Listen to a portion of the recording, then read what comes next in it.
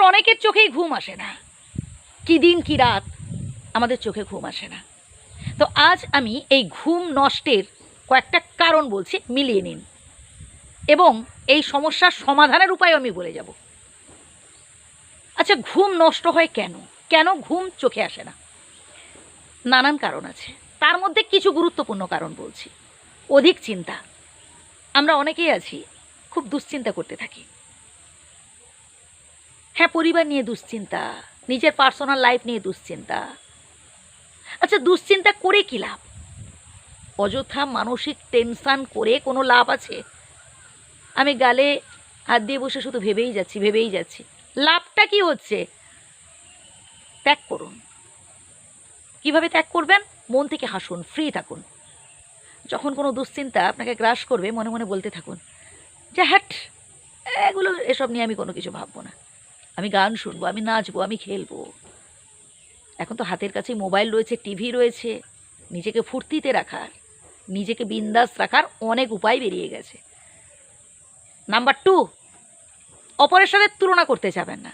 যত বেশি আপনি অপরের সাথে তুলনা করবেন, তত বেশি আপনি হতাশ হতে থাকবেন, তত বেশি আপনি বর্তমানের সুখ থেকে দূরে চলে যেতে থাকবেন।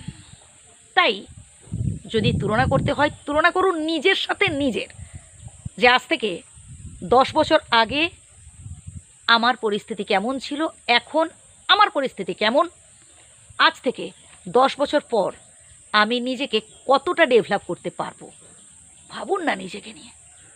যত বেশি আপনি নিজেকে গুরুত্ব দেবেন, যত বেশি আপনি নিজেকে নিয়ে ভাববেন, তত বেশি আপনি জীবনে ডেভেলপ করতে পারবেন। আর সর্বশেষ একটা কথা বলি, নেগেটিভ চিন্তাগুলোকে আউট করুন তো। হাজার গুরুত্ব দেওয়ার পরও যে বন্ধুগুলো বা যে প্রিয়জন, যে আত্মীয় স্বজন আপনার দিকে ফিরেও চায়নি, কেন তেল দিচ্ছেন? কেন মন খারাপ করছেন তাদের ব্যবহারে? এর থেকে বেটার নিজেকে ভালোবাসুন। আপনি আপনার কাছে সেরা। কে দামি শাড়ি পরলো, কে দামি শার্ট পরলো, কে কটা গলার চেন পরে ঘুরলো, কটা সোনার গয়না গড়ালো, এসব ভেবেচিন্তে কোনো লাভ নেই আমার। আমি দেখবো আমি নিজের থেকে কতটুকুন কি করতে পারছি। এইভাবে মাথা উঁচু করে বাঁচুন আর টেনশন ফ্রি রাখুন। মাঝে মধ্যে একটু প্রকৃতির সাথে মেশার চেষ্টা করলেন, বাড়ির বাইরে থেকে ঘুরে এলেন, মানুষের সাথে মিশুন, লোকজনের সাথে মিশুন, তবেই দেখবেন মন ভালো থাকবে। আমরা কিচ্ছু সাথে করে নিয়ে আসিনি, আর কিচ্ছু সাথে করে নিয়ে যাব না। মনের সমস্ত দুঃখ কষ্টের কথা সর্বশক্তিমান বিধাতার কাছে জানান, তার কাছে কাঁদুন, চোখের জল ফেলুন, তাতে লাভ আছে। কিন্তু এই জনে জনে সবার দ্বারে দ্বারে যাবেন না, সব মানুষের কাছে মনের সব কথা বলতে যাবেন না, তাহলে ঠকবেন।